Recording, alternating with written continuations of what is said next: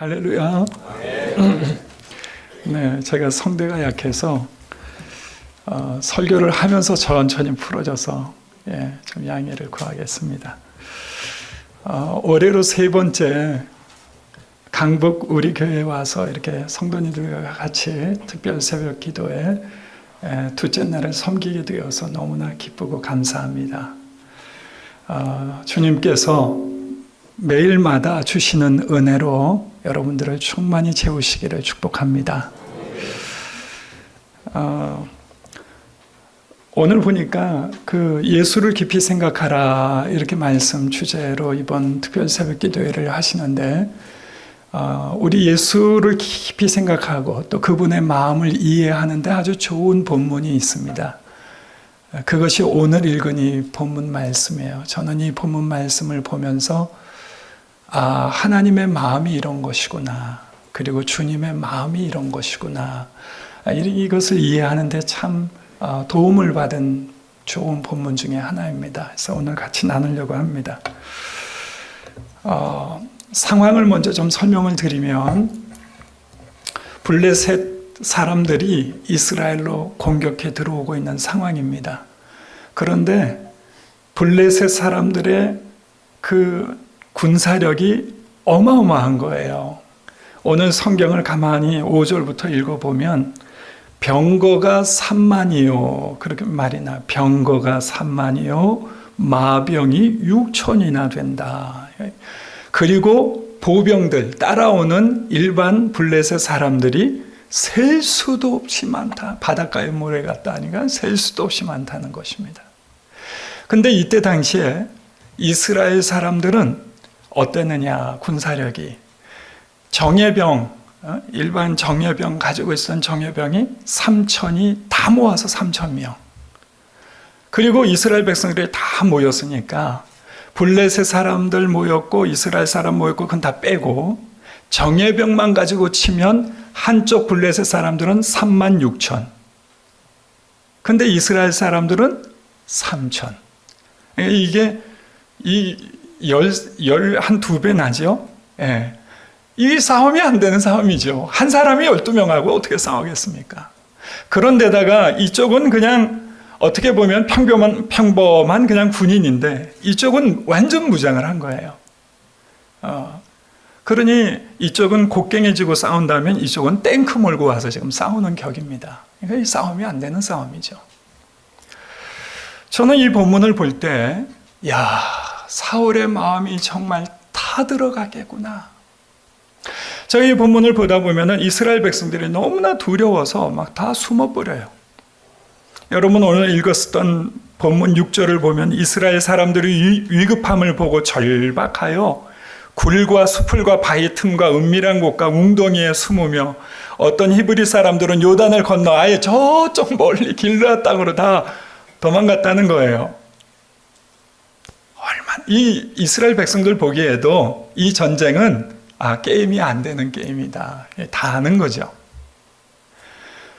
그러니까 사울 왕의 입장에서 보면은 정말 어떻게 싸워볼 힘이 없는데 이제 유일한 희망이 있다고 하면 사무엘이 빨리 와서 하나님 앞에 간절히 기도라도 해주면 그거 믿고라도 어떻게 좀 싸워보겠는데 사무엘 선지자가 7일, 일주일 만에 오겠다고 말을 해놓고 아무리 일주일 기다려도 사무엘이 안 오는 겁니다. 7일이 다 지나가는데 안 오는 거예요.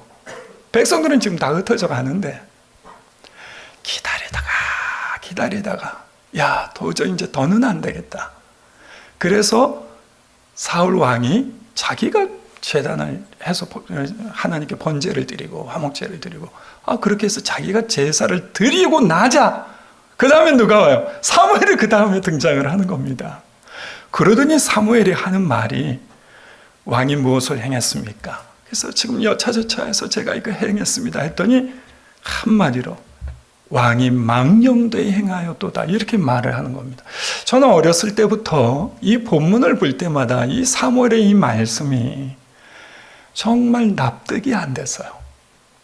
아니 안 기다렸던 것도 아니고 그리고 본인이 좀 늦게 온 거 아니에요. 안 기다렸던 것도 아니고 또 상황도 이렇게 절박한데 아니 어떻게 사무엘이 이렇게 냉정하게 말을 했을까? 망령도 행한.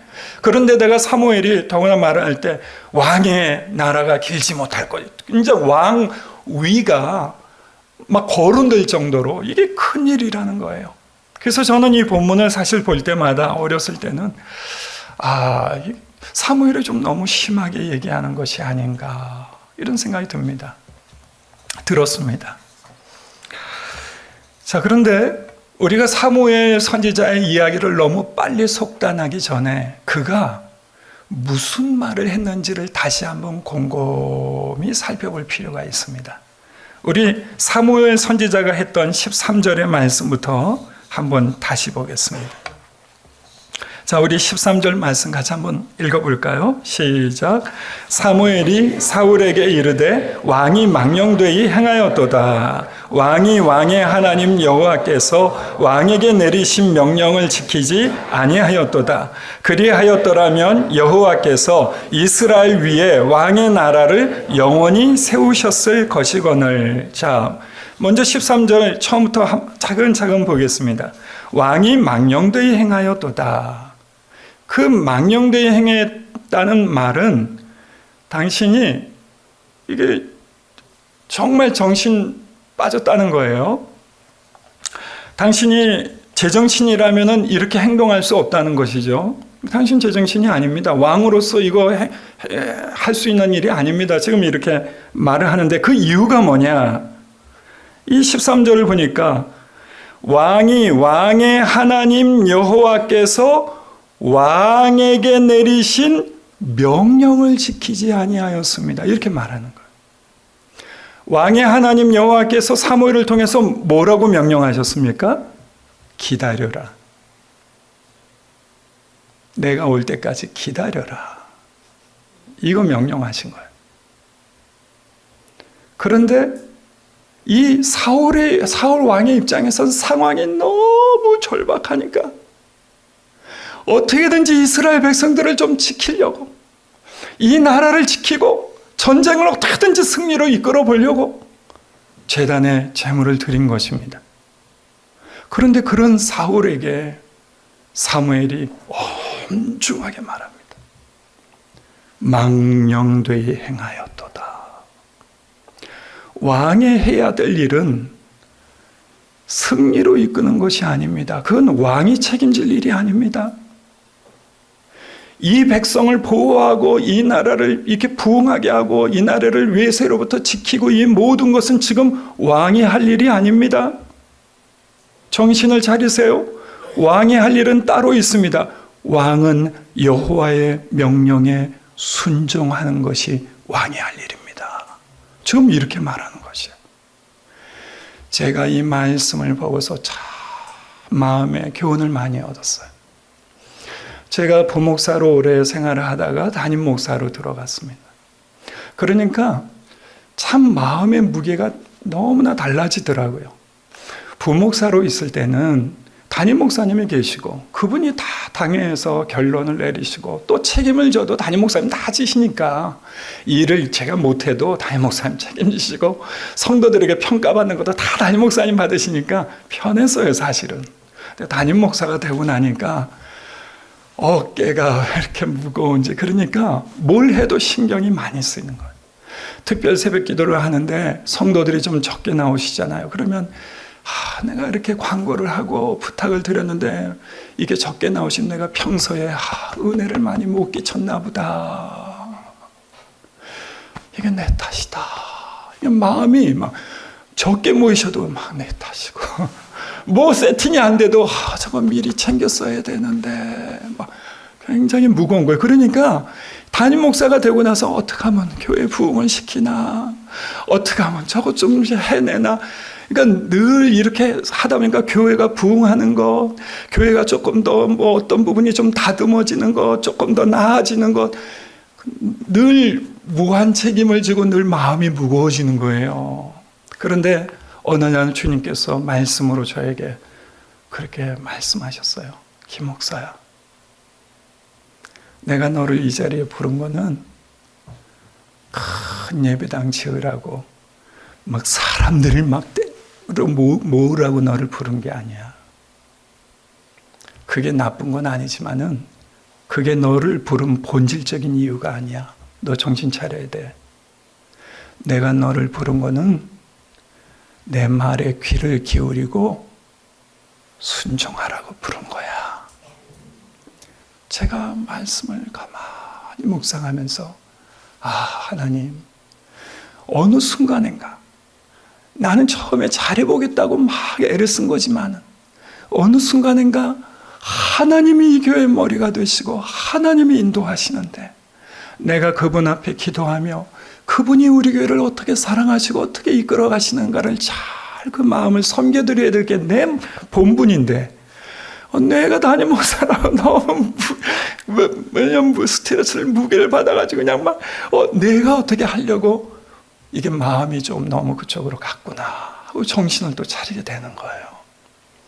사랑하는 성도 여러분, 주님께서는요 우리를 부르실 때 순종의 자리로 부르셨다는 것을 믿으시기 바랍니다. 주어진 자리에서 주님 내가 어떻게 순종하기 원하십니까? 를 묻는 것, 이게 우리의 할 일이에요. 여러분 중에 교사도 계실 거고 목자도 계실 거고 많은 분들 계실 거예요. 어떻게 하면 잘할까? 그것도 귀한 마음입니다. 그렇지만 더 중요한 마음이 있어요. 주님, 어떻게 순종하기 원하십니까? 그게 중요한 마음이에요. 자, 그 사무엘이 이 왕에게 당신의 본분이 순종하는 것입니다. 이것을 말한 다음에 그 다음에 이런 말씀을 해요. 13절 중간에 보면 너무나 중요한 말씀. 그리하였더라면 여호와께서 이스라엘 위에 왕의 나라를 영원히 세우셨을 것이요. 저는 이 말씀을 들으면서 그냥 이거구나. 신앙생활은 이런 거구나. 여러분 생각해 보세요.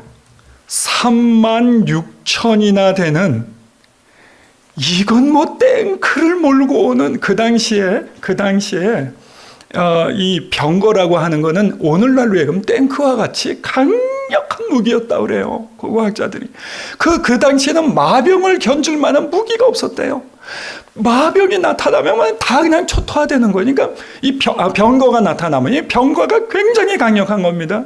마병도 강력한 거지만 이 병거가 3만에 마병이 6천이다. 이건 진짜 엄청난 건데 근데 주님은 그런 환경이 아무리 상황이 그런데도 불구하고 사무엘을 통해서 눈도 꼼짝하지 않으시고 우리에게 말씀하시는 거예요.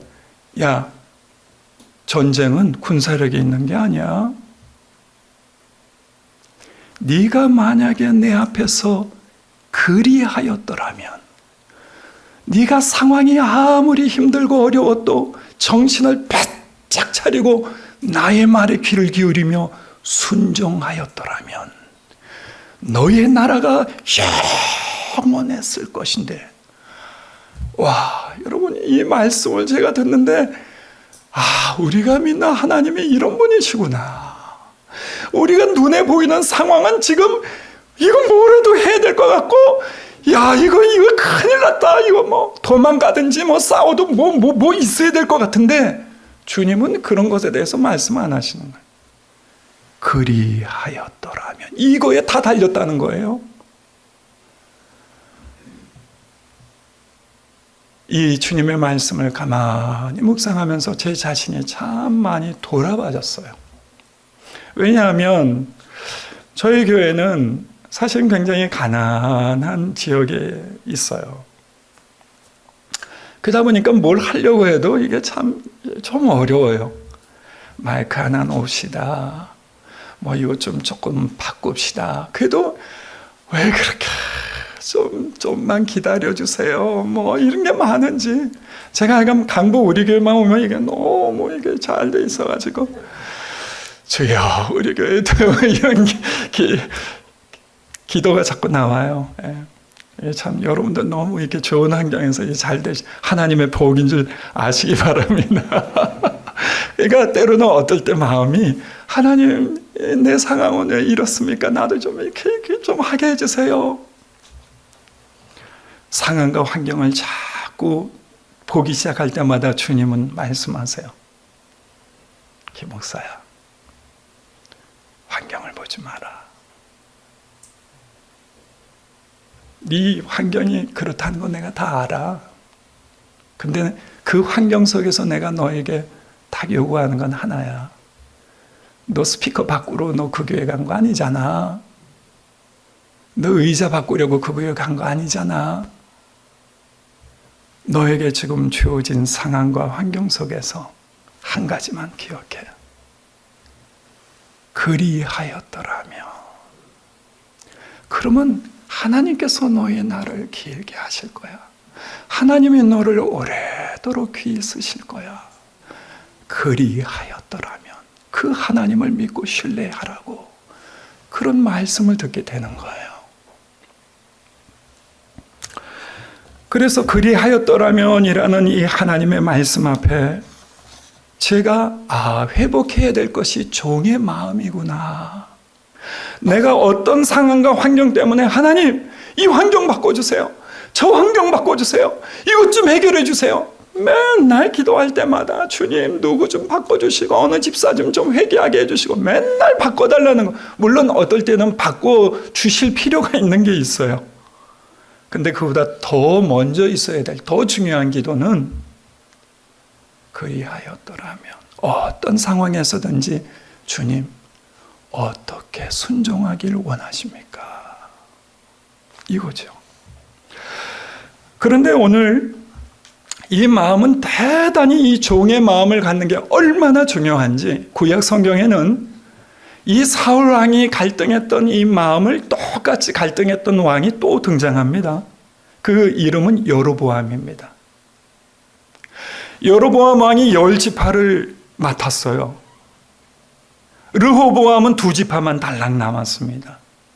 근데 여로보암이 가만히 생각해 보니까 야, 이거 1년에 3차례, 적어도 3차례 절기를 지키기 위해서 예루살렘을 우리 백성들이 들락날락하면 이 백성들의 마음이 다 저 르호보암에게 돌아갈 것 같은데 예루살렘에 이 북쪽에 있는 이스라엘 백성들이 남쪽 유다에 가서 예루살렘에서 제사를 드리면서 그곳에서 용서를 받고 그곳에서 하나님의 은혜를 받고 힘을 얻으면 야, 옛날이 그립다.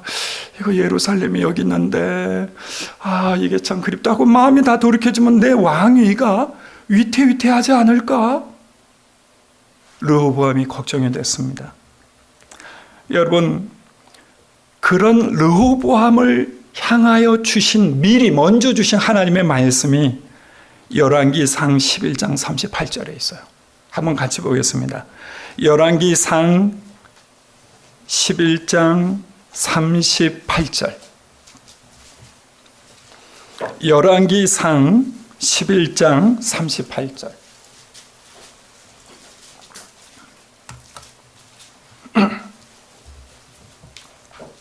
자, 우리 한 목소리로 38절을 11장 38절 우리 같이 한번 읽어보실까요? 시작.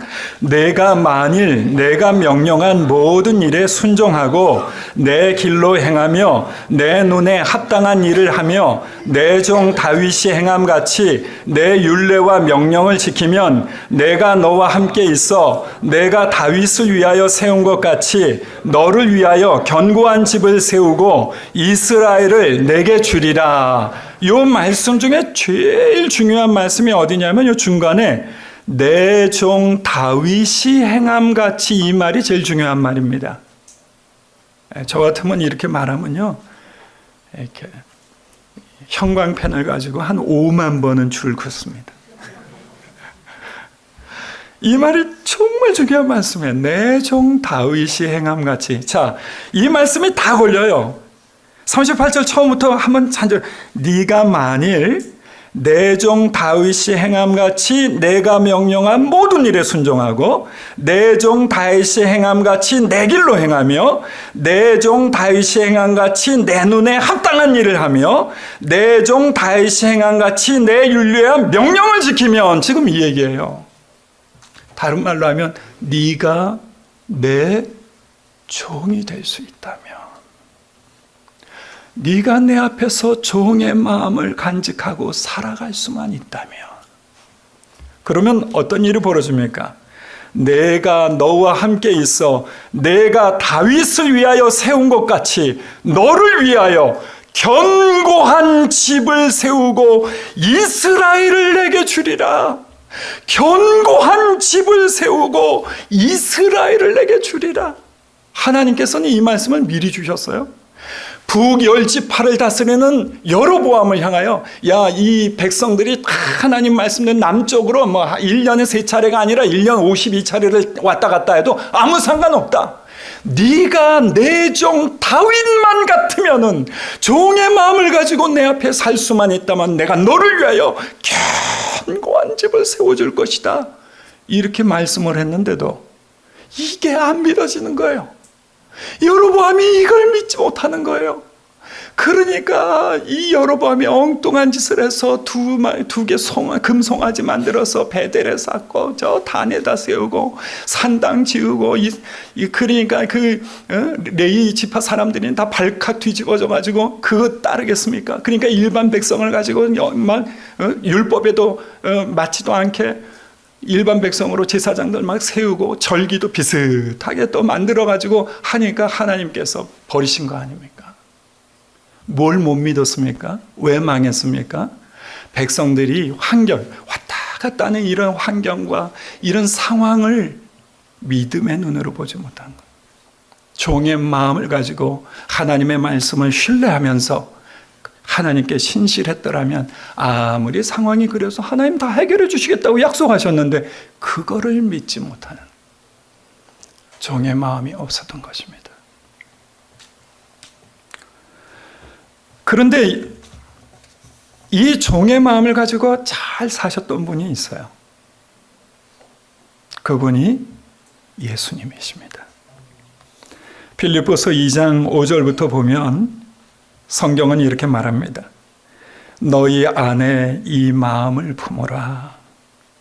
곧 그리스도 예수의 마음이니 그는 근본 하나님의 본체시나 하나님과 동등됨을 취할 것으로 여기지 아니하시고 오히려 자기를 비워 종의 형체를 가지사 사람들과 같이 되셨고 사람의 모양으로 나타나사 자기를 낮추시고 죽기까지 복종하셨으니 곧 십자가에 죽으심이라. 이렇게 십자가에 죽으시기까지 온전히 순종하시자 주님께서 그를 높여 왕으로 세우셨다는 것이 복음서의 가르침 아닙니까? 그러면서 우리들에게 너희에게 예수님이 가지고 사셨던 그 종의 마음을 너희도 가지라 이렇게 말씀하는 거예요. 사랑하는 성도 여러분, 여기서 우리가 한 가지 생각해 볼 게 있어요. 이 종의 마음, 하나님 앞에 이렇게 종의 마음을 가지고 순종하며 살아가야 될 텐데 사울 왕이 왜 그걸 못했을까요? 여로보암이 왜 그걸 못했을까요? 왜 사울 왕은 자기의 부르심을 왜 벗어났을까요? 왜 기다리지 못했을까요? 왜 하지 말았어야 될 일을 했을까요? 왜 사울 왕의 눈에 환경과 상황은 크게 보이는데 하나님의 말씀은 작게 들렸을까요?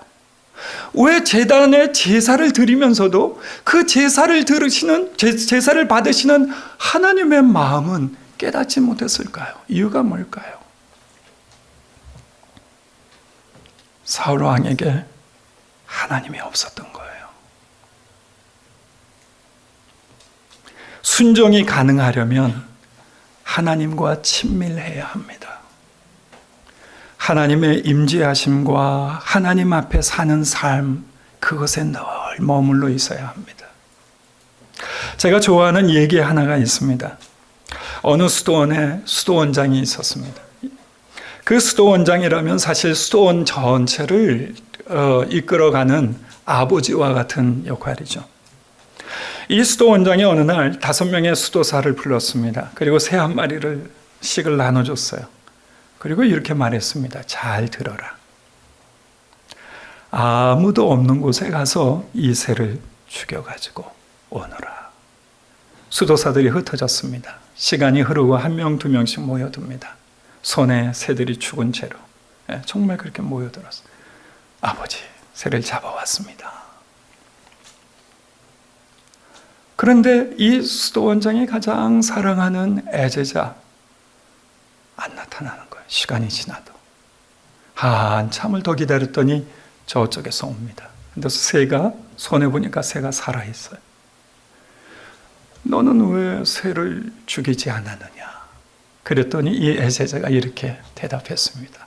아바. 보통 수도원장을 아버지라고 많이 불러요. 아바. 아바께서 아무도 없는 곳에 가서 새를 잡으라고 하셨는데 제가 아버지의 말씀을 순종하려고 수도원 구석구석을 다 돌아다녀 보아도 그곳에 하나님이 계셨습니다. 숲속을 이곳저곳을 다 돌아다녀 보아도 어느 곳에나 그곳에 하나님이 계셨습니다. 그래서 아바께서 말씀하신 대로 아무도 없는 곳에 가서 새를 잡으라는 말씀을 순종하려고 했지만 순종할 수가 없었습니다. 그 말을 듣는 이 수도원장의 얼굴에 미소가 싹 번졌어요. 무슨 얘기인지 이해하시겠어요? 신앙생활이라고 하는 것은 하나님의 임재 앞에서 사는 겁니다. 그렇게 해야 순종의 힘을 얻을 수 있어요. 저는 성경 말씀 볼 때 굉장히 마음에 참 감동적인 말씀 한 구절이 있는데 새벽에 왔다 갔다 하는 건 좋지는 않지만 사도행전 2장 25절에 보면 제가 참 귀하게 여긴 말씀 한 구절이 있습니다. 사도행전 2장 25절에 제가 읽어드리겠습니다. 다윗이 그를 가리켜 이르되 내가 항상 내 앞에 계신 주를 배웠으며 나로 요동하지 않게 하기 위하여 그가 내 우편에 계시도다. 다시요. 내가 항상 내 앞에 계신 주를 배웠으며 나로 요동하지 않게 하기 위하여 그가 내 우편에 계시도다. 이것은 다윗이 성령에 충만해서 예수 그리스도에 대해서 예언한 거예요. 그래서 내가 할 때는 예수님을 가리키는, 내가 항상 내 앞에 계신 주를, 성부 하나님을 가르치는 거예요. 내가 항상 내 앞에 계신 아버지 하나님을 배웠으며 나로 요동치 않게 하기 위하여 그가 내 우편에 계시다. 이게 예수님이 사셨던 삶의 모습입니다. 하나님의 종의 마음을 가지고 늘 사셨던 예수님이 그것이 가능할 수 있었던 이유가 뭐냐? 늘 하나님의 임재 앞에서 그를 요동치 않게 도와주시는 하나님의 힘을 받아가면서 그분과 동행하셨기에 가능하셨던 거예요. 사랑하는 성도 여러분, 이번 일주일 동안 기도하시면서 그 주님, 항상 나와 함께 계시기 원하시는 주님을 만나시게 되길 축복합니다. 그리고 우리 목사님이 올 1년 동안 주제가 뭐예요? 주제가 하나님 말씀으로 돌아가자. 정확한 구절은 내용만 기억이 난 말씀으로 돌아가자. 뭐 그렇잖아요. 하나님의 말씀으로 들어갈 때, 기도의 자리로 나아갈 때, 하나님의 말씀으로 들어갈 때 우리가 주님을 깊이 만날 수 있습니다. 그 주님과 동행하시는 축복을 힘입어서 종의 마음으로 승리하시게 되기를 예수님의 이름으로 축복합니다.